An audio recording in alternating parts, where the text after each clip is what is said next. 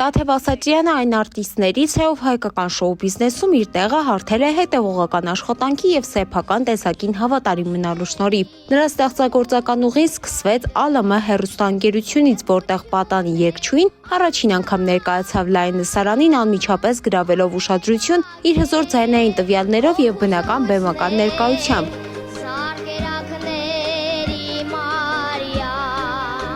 Կարիերայի վերելքի ճանապարհին Տաթևը մասնակցեց հանրապետական մասշտաբի խոշոր երաժշտական նախագծերի, ինչպիսիք էին ժողովրդական երգիչ, X Factor, Հայաստանի ձայնը։ Չնայած այս մրցույթներից շատերը երբեմն դառնում էին հիասթափությունների պատճառ, դրանք կոփեցին երգչուհին և դարձան լավագույն դպրոցը։ Նախագծերը հնարավորություն տվեցին նրան բացահայտել իր ձայնի նոր գույները, ձեռք բերել անգնահատելի բեմական փորձ և բազմապատկել ճանաչելիությունը։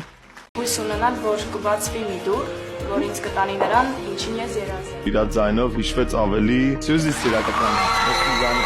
Շատ ավելի ճկուներ Սյուզիի ձայնը, ես ձայնս տարել Այսօր ես իմ նախընտրությունը տալիս եմ Սյուզին։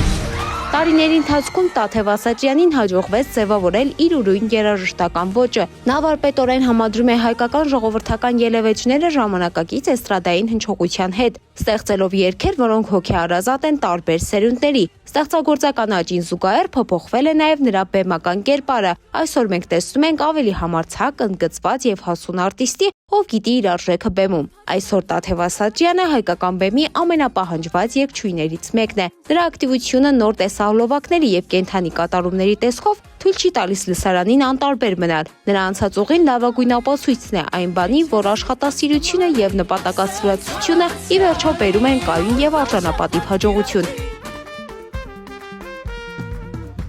Դե ինչ, մնացեք մեզ հետ, Թամարա Քալանթարյան, Օրագիր Նյուզ։